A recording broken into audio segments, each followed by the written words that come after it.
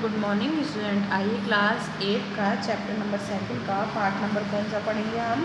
4th part पढ़ेंगे। अभी तक हमने 3rd पार्ट कंप्लीट कर लिया और उसमें क्या कहानी दी गई है और जो मैंने आपको पढ़ाई है वो आपको अच्छे से समझ में आ गई है ना।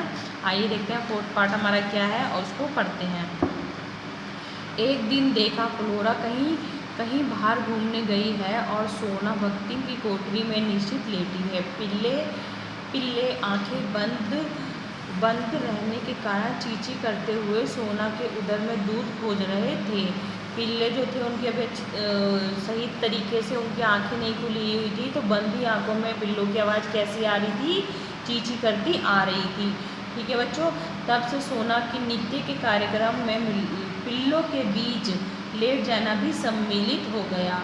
तो बच्चों पता है ना, जब बच्चे छोटे छोटे होते हैं माँ को उसके साथ भी लेटना पड़ता है, क्योंकि बच्चे बार बार रोने लगते हैं, उनको भूख लगती है, उनको दूध पिलाना पड़ता है।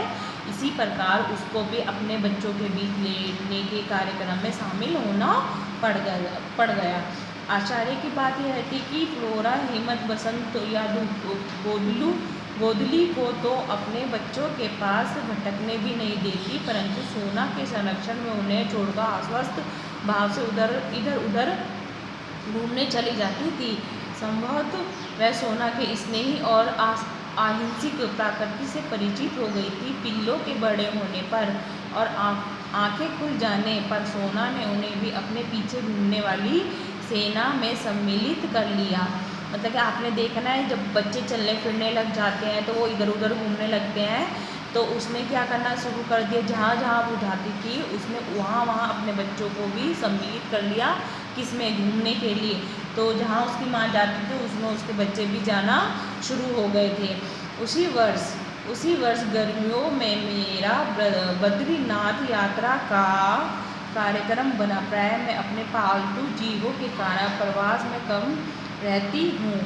उनकी देखरेख के लिए सेवक रहने पर भी मैं उन्हें छोड़कर आश्वस्त नहीं हो पाती। मतलब कि आपने देखा है ना कि मालिक को, जैसे कोई किसी घर में मालिक है, मालिक के घर में अब वो अपने पालतू जानवरों को पालते हैं, जैसे बिल्ली हो गया, कुत्ता हो गया, तो कहीं उनको दूर जाना पड़ जाए तो वो क्या सोचते हैं कि मैं जाऊंगा तो मेरे जीव जंतु कैसे रहेंगे, और भले ही वो किसी सेवक को भी छोड़ के चले जाएं, तभी उनके दिमाग में, मन में ख्याल रहता है कि किस टाइम मेरे बच्चे ने, मेरे पालतू जानवर ने खाना खाया होगा नहीं होगा, सेवक ने खाना दिया होगा नहीं होगा।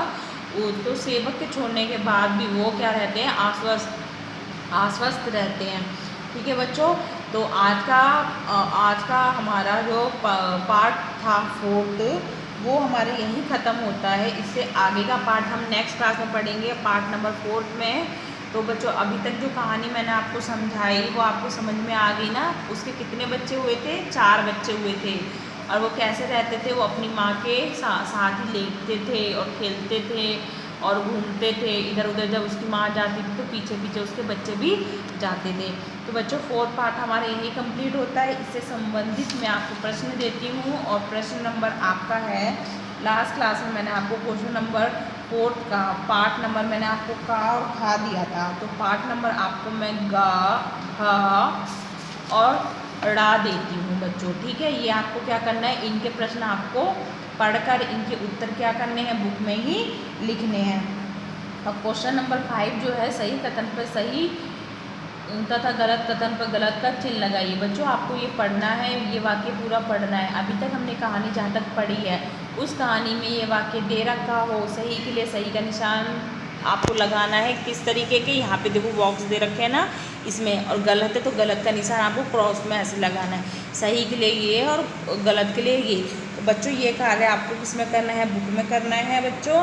तो आज तक की कहानी तक के मेरे कितने प्रश्न मैंने आपको दिए? 5 प्रश्न दिए, जो आपको किस में करने हैं? बुक में करने हैं बच्चों। जो हमारी लाइव क्लास होगी तब मैं आपसे ये प्रश्न पूछूंगी और आपको क्या करना है, उसका सही जवाब देना है।